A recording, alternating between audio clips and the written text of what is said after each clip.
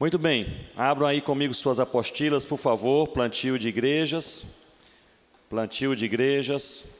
e nós vamos agora, abra na página 6,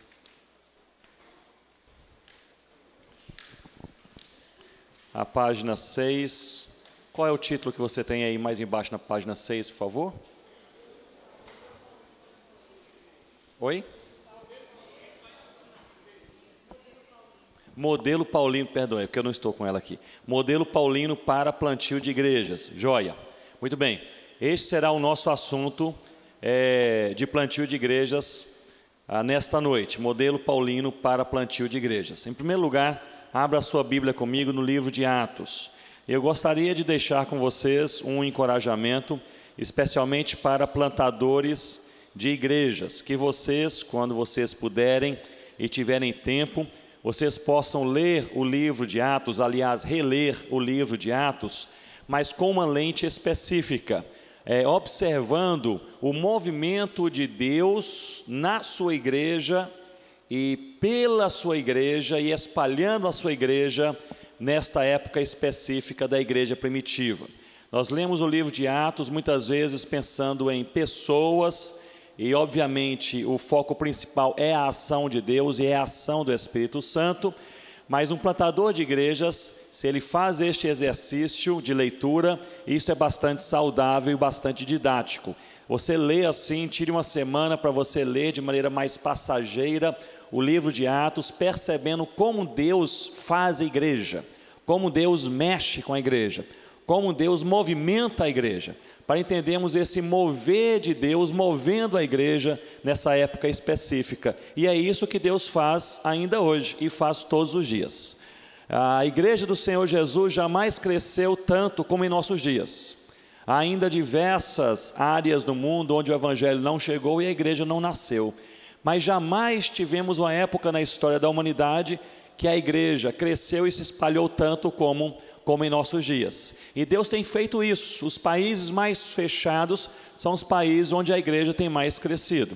Na década de 50, quando os missionários ingleses e americanos, especialmente, foram expulsos da China, porque o comunismo entrou na China, na década de 50 lançou-se um jornal evangélico americano, o seguinte título: A Igreja Chinesa Morreu, porque havia poucos crentes chineses na década de 50. E os poucos missionários que lá estavam evangelizando tiveram que sair, foram retirados, foram expulsos. E aquele jornal, então, ele previa: a igreja chinesa morreu, não sabendo ali, aqueles jornalistas, que nas décadas seguintes Deus iria aquecer o coração daqueles poucos crentes chineses, a igreja iria crescer, o contrabando de Bíblias iria distribuir Bíblias por todo aquele país, e hoje a igreja chinesa é uma das maiores igrejas, com a maior visão missionária, uma das do mundo. Hoje nós temos aí crentes chineses sendo espalhados por boa parte da terra. Me lembro que eu dei um seminário como este, de plantio de igrejas na Turquia, alguns anos atrás, e havia ali, dentre os plantadores de igrejas, 3 missionários da China, plantadores de igreja chineses trabalhando na China. E comecei a perguntar logo no início, era um grupo mais ou menos como este, mas nós tínhamos bem mais tempo, era quase uma semana só sobre plantio de igrejas, e ali começamos a nos apresentar. E aqueles 3 chineses se levantaram e falamos: nós trabalhamos com o pastor Kai Pak, lá na China, e trabalhamos em um movimento de plantio de igrejas. E nós temos lá plantado algumas igrejas. E eu falei: quantas igrejas vocês já plantaram? Eles falaram: olha, nos últimos 15 anos, mais ou menos assim, umas 10 mil igrejas. Eu falei: como é que é o negócio? 10 mil igrejas. Eu falei: o que vocês estão fazendo aqui? Não, é porque plantar igreja não é o problema, mas como discipular as pessoas que estão se convertendo, essa é a dúvida. Então nosso líder nos mandou aqui para ver se a gente aprende um negócio novo com respeito a discipular aqueles que estão se convertendo. E aí nós começamos a conversar com eles, e falei: mas não é proibido evangelizar, plantar igrejas, etc., e não há perseguição? E um deles se levantou, o mais velho, e disse: mas há outra forma de plantar igrejas sem sendo perseguido? Eu mesmo já fui preso 14 vezes, mas Deus usou a prisão para eu evangelizar. Já plantei 3 igrejas só em prisão. Aí o outro, de idade média, assim, de mediana, se levantou e disse: olha, eu estou com ele trabalhando há muito tempo, já fui preso 7 vezes.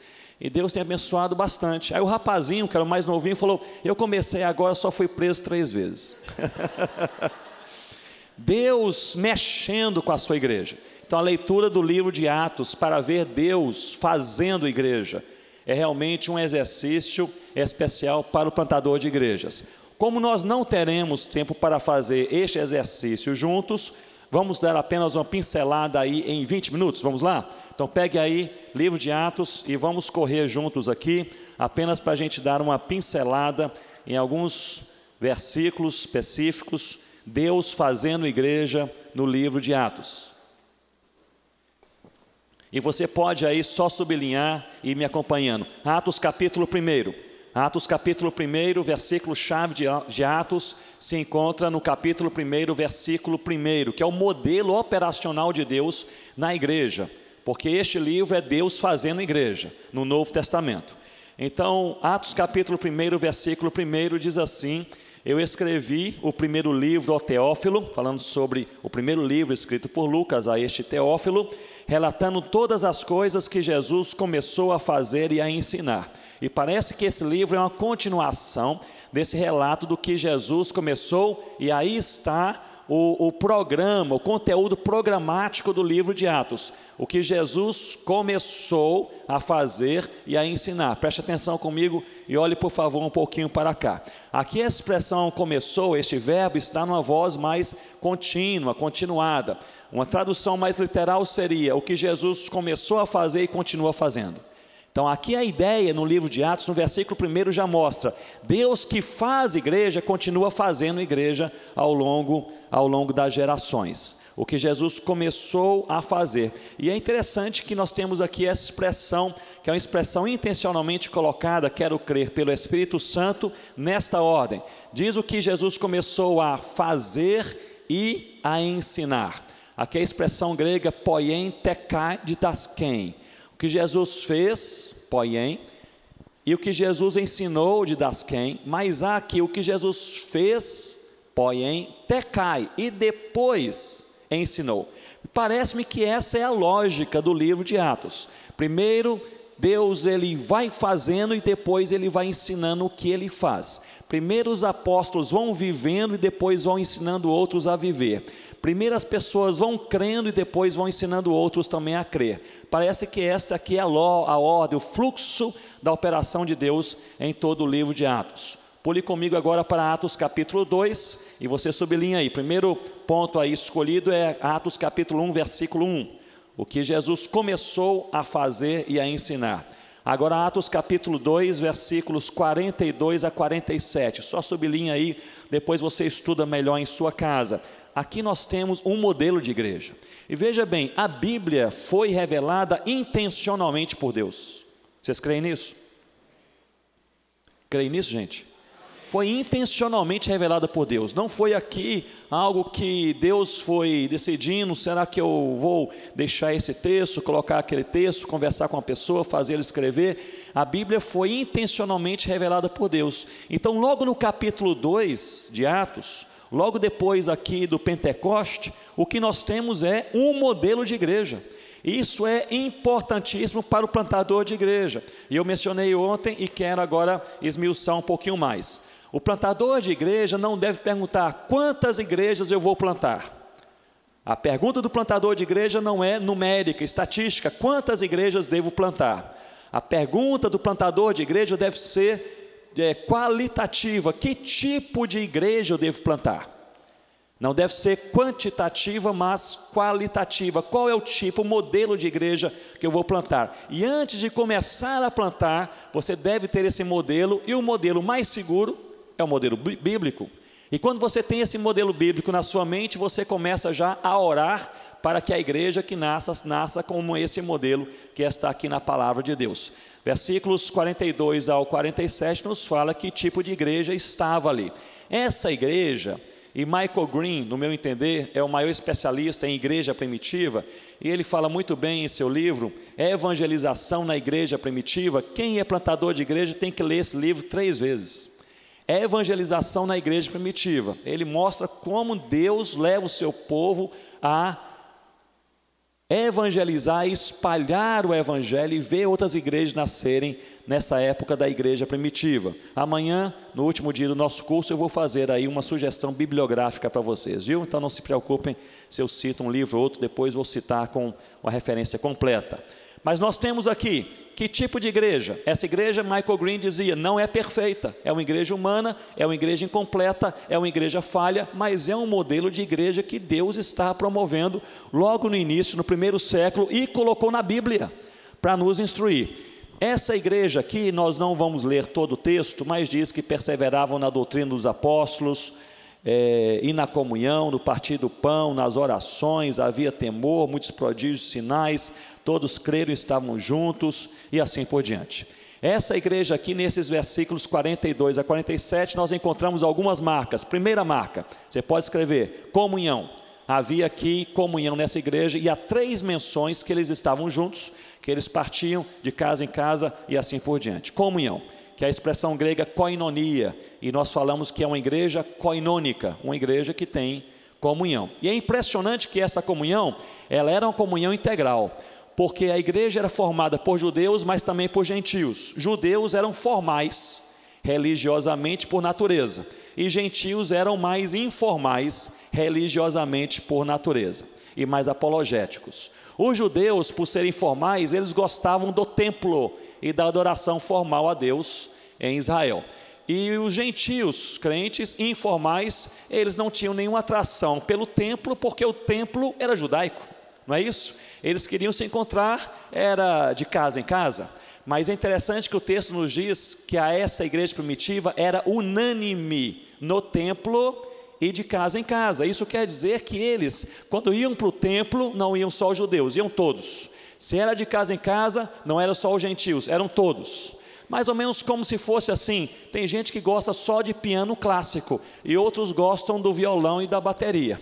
Mas nós queremos tanto estar juntos, porque Jesus é tanto o nosso centro, que se for só para ter piano, não me importa, eu quero estar junto com os irmãos. E eu canto só com o piano.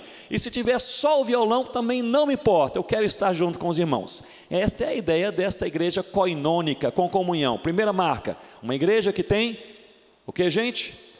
Comunhão. Segundo, a igreja que tem oração.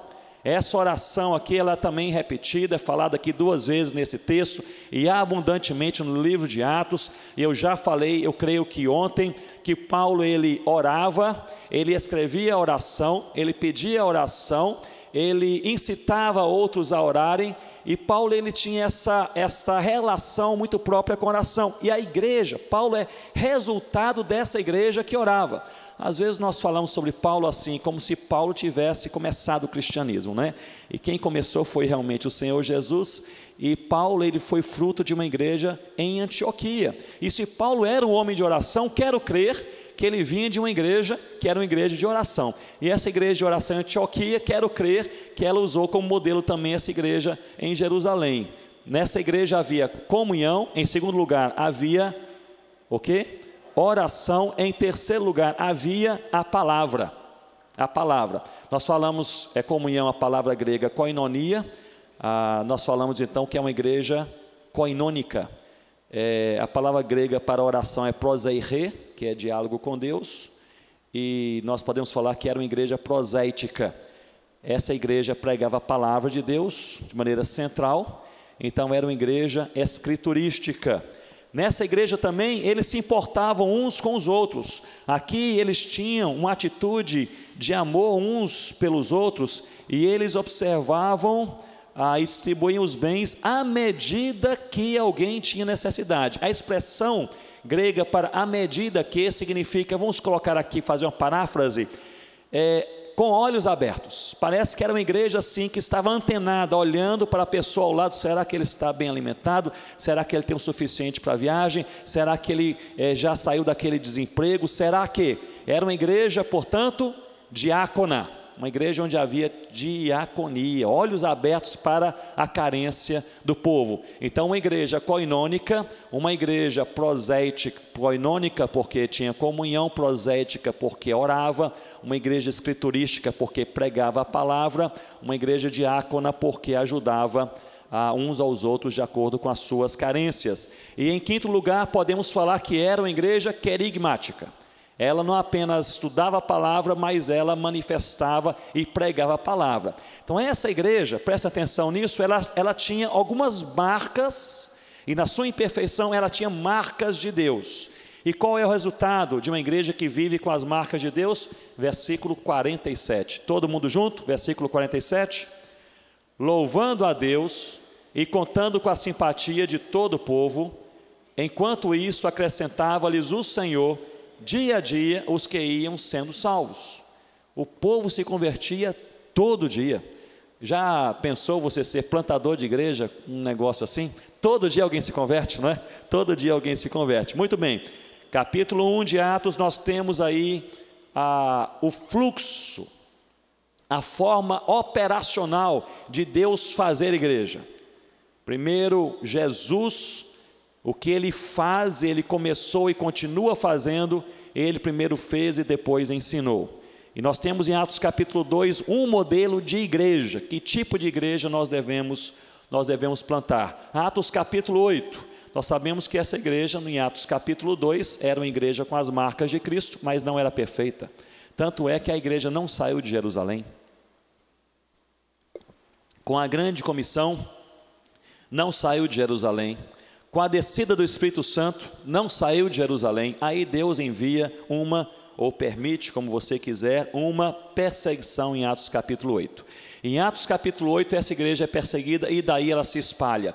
E é justamente, obviamente, em Atos capítulo 6, mas principalmente em Atos capítulo 8, que ela se espalha e Deus faz a igreja por meio do espalhar da sua igreja. Então as perseguições, muitas vezes, elas são extremamente estratégicas. As perseguições espalham gente que quer ficar junto demais. As perseguições dividem equipes que querem ficar juntas demais em um só local. As perseguições ajudam a espalhar o evangelho. É uma estratégia que nenhum de nós escolhe, não é isso? Mas se for escolha de Deus, é escolha de Deus, está tudo certo e nós devemos aí glorificar o nome do Senhor. Atos capítulo 8, diz assim, versículo 1: naquele dia levantou-se grande, o que, gente?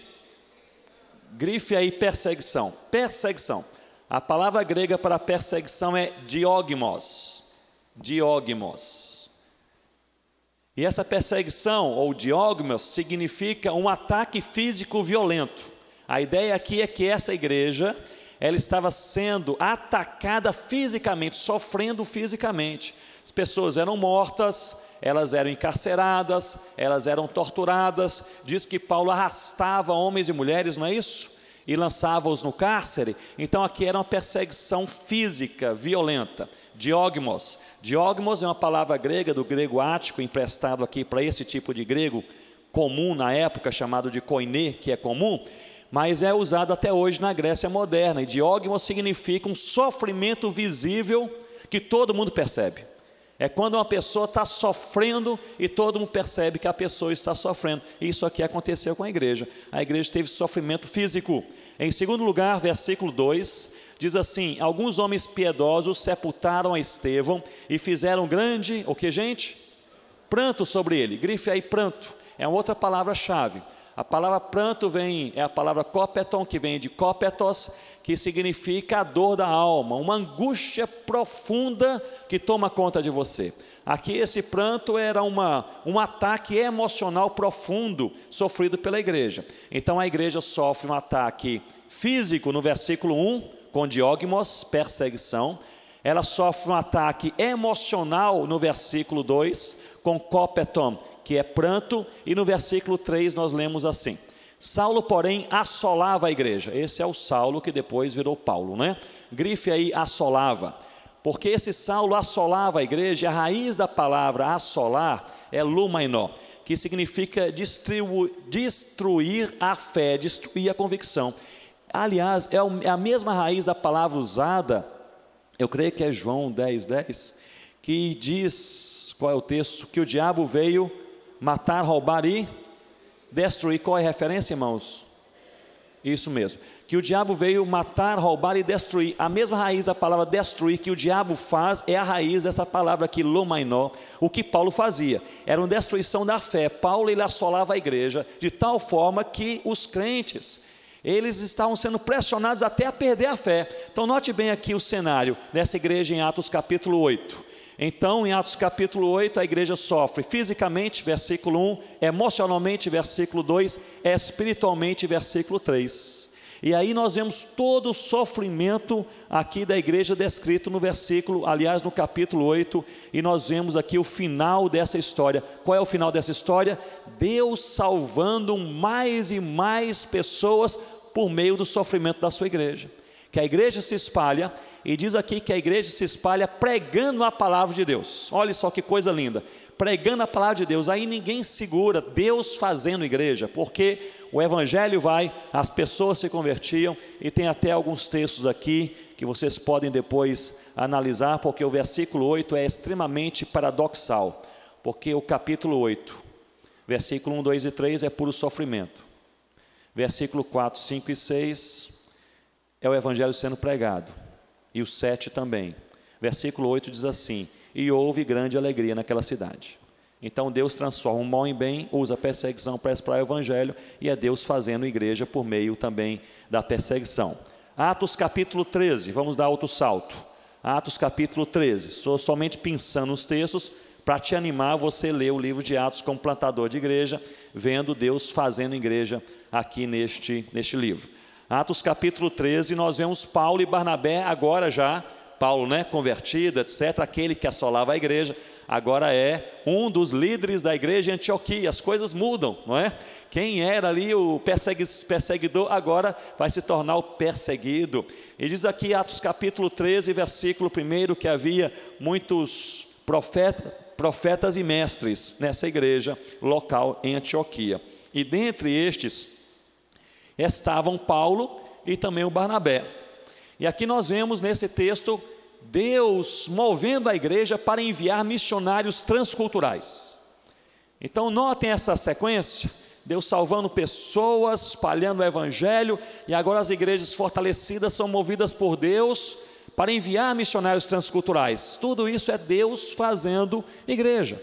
E aqui então diz a palavra de Deus no versículo 2, capítulo 13, e servindo eles, esses líderes aqui, incluindo Paulo e Barnabé, e servindo eles ao Senhor e jejuando, disse o Espírito Santo. Olha só, irmãos, o Espírito Santo disse. Não há muitos textos na Bíblia em que nós lemos dessa forma. O negócio aqui é seríssimo. E orando e jejuando, aliás, e servindo eles ao Senhor e jejuando, disse o Espírito Santo falou. Como a igreja ouviu, ninguém sabe. Há alguns exegetas que creem que a igreja ouviu por meio dos profetas e mestres do versículo 1. Mas o certo é que a igreja toda passou a ter convicção que o Espírito Santo falou o seguinte: separai-me agora Barnabé e Saulo para a obra que os tenho chamado. O Espírito Santo falou: eu tenho uma obra, e eu chamei pessoas para uma obra. Note bem que enviar missionários não é a única forma de Deus fazer a igreja. Estão me acompanhando? Deus faz igreja por meio do Senhor Jesus, que começa e continua fazendo. Ele faz e depois ensina. Deus faz igreja por meio de uma igreja modelo em Jerusalém. Deus faz igreja por meio de uma igreja perseguida que se espalha de maneira até inesperada. Deus faz igreja por meio de uma igreja local que envia missionários. Deus faz igreja. E aí então, esta igreja em Antioquia, ela entende que o Espírito Santo diz, versículo 3, então jejuando e orando e impondo sobre eles as mãos, os despediram. A igreja envia Paulo e Barnabé, um modelo aqui de envio missionário. Queria chamar sua atenção para um ponto, versículo 2, sublinha aí o primeiro verbo, por favor, e servindo eles ao Senhor. O verbo aqui é servindo. Esse verbo é um verbo raro no Novo Testamento. Este verbo aqui é leiturgunton, e ele tem como raiz aí leiturgos, ou liturgia. É um verbo raro, porque quando no Novo Testamento se diz que alguém está servindo ao Senhor, a raiz do verbo normalmente é doulos, que é servo, não é isso? Quando Paulo diz no capítulo 1, versículo 1 de Romanos, eu sou Paulo, servo do Senhor Jesus, não é assim que ele gosta de se apresentar? Ele é o quê? Doulos, ele é servo, não é isso? E é justamente essa expressão doulos, ou servo, que forma os verbos servindo ao Senhor, mas não aqui. A segunda forma de se escrever servindo ao Senhor no Novo Testamento, mais comum, é tendo como raiz diáconos, que é servir ao Senhor, servindo aos irmãos, mas também não é este verbo, essa composição aqui, este verbo é raro, é leiturgunton, isso quer dizer que eles serviam ao Senhor, Paulo e Barnabé, como leiturgoi. E leiturgoi o que seria? Vem de liturgia ou leiturgia, mas não é liturgia no sentido que nós temos hoje, de louvor a Deus, de louvor cultico. Era de servir ao Senhor, sendo uma bênção para as pessoas que estavam ao seu redor. Este era o leiturgos. Era, digamos, o edificador, era o abençoador. Era aquela pessoa, você conhece pessoas assim, que basta 10 minutos com essa pessoa aí, na semana parece que a gente já fica mais crente, não é?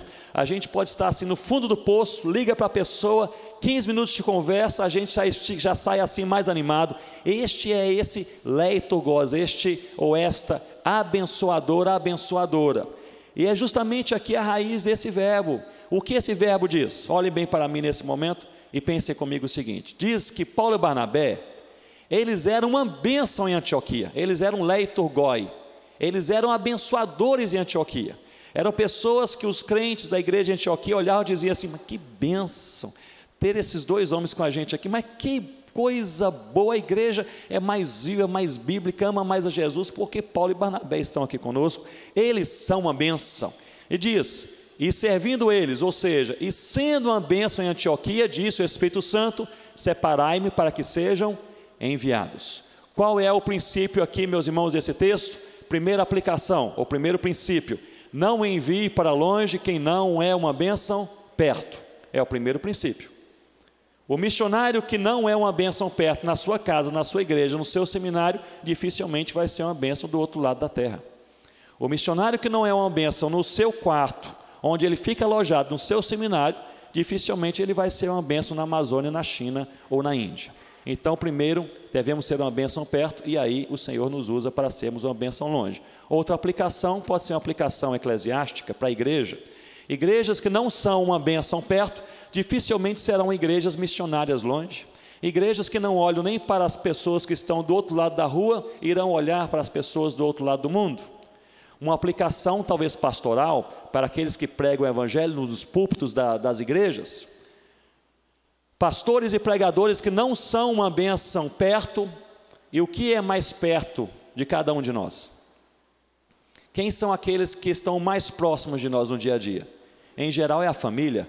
Quem não é uma bênção perto na sua própria família, que autoridade terá para ser uma bênção pregando a palavra de Deus em qualquer púlpito de qualquer igreja? Leiturgoi, abençoadores, eles eram uma bênção em Antioquia, e o Espírito Santo, agora, separai-me, eu vou enviar para longe esses missionários para serem uma bênção também em outros lugares. Outro pulo aí, vou dar um pulo agora, capítulo 17, só para você depois reler em casa. Nós já falamos várias vezes sobre isso, que é Paulo e Silas em Tessalônica. Aí o que chega e faz a igreja nascer é o evangelho, e chega em palavra humana também, mas não é isso que converte os corações. Versículo 5, capítulo 17, nós vemos aqui, aliás, perdoe-me, capítulo 17, do versículo 1 em diante, e nós vemos aí o que Paulo expressa lá na primeira carta aos Tessalonicenses, capítulo 1, versículo 5, o que faz esse povo se converter é a chegada do evangelho, no poder de Deus, na ação do Espírito Santo e em plena convicção. E aí outro salto, vamos lá para Atos, capítulo 27, logo no finalzinho. Atos capítulo 27, e aí o apóstolo Paulo, ele enviado por Deus depois de inúmeras viagens missionárias, planta a igreja, evangeliza, discipula, agora ele está indo para Roma. E é interessante que em Atos, no capítulo, deixe-me ver, eu acho que é no capítulo 23, versículo 11, Jesus aparece para Paulo, em visão, diz aqui, na noite seguinte o Senhor, pondo-se ao lado dele, disse, coragem, e diz para Paulo ir para Roma. E aí Paulo obedece e vai para Roma no capítulo 27. Mas quando ele se dispõe a obedecer e ir para Roma, ele enfrenta no versículo 4 ventos contrários e quase não chega. E quando chega, ele chega e enfrenta uma tempestade. E ele cai quase náufrago e quase perde a vida. E depois, para ir para Roma, tem que entrar em outro barco, no capítulo 27. E aí, naufraga de verdade, cai em uma ilha. E para piorar a situação, ele é picado por uma serpente. E depois entra em outro barco e chega em Roma, aprisionado como prisioneiro, e depois fica lá, agora encarcerado. Tudo isso é para cumprir o que Deus falou. Ele estava obedecendo ao Senhor, não está em desobediência não. Estava em obediência, capítulo 23, versículo 11. Jesus disse, vá para Roma, e ele estava indo para Roma. Muito bem, o que isso nos diz? Que na obra de Deus, em obediência a Deus, nós enfrentaremos provações. Provações não significa que nós estamos no rumo errado. Provações também não significa que nós estamos no rumo certo. O que nós precisamos é ter clareza da direção de Deus. Então, apenas nessa passada, agora para o nosso intervalo, eu queria sim encorajá-los a vocês de fato lerem o livro de Atos, especialmente quem é plantador ou vai ser plantador de igreja, com este foco, Deus fazendo igreja no livro de Atos. Muito bem, gente, 20 minutos, nós voltamos aqui então, agora são 15 para as 9, então vamos pensar assim,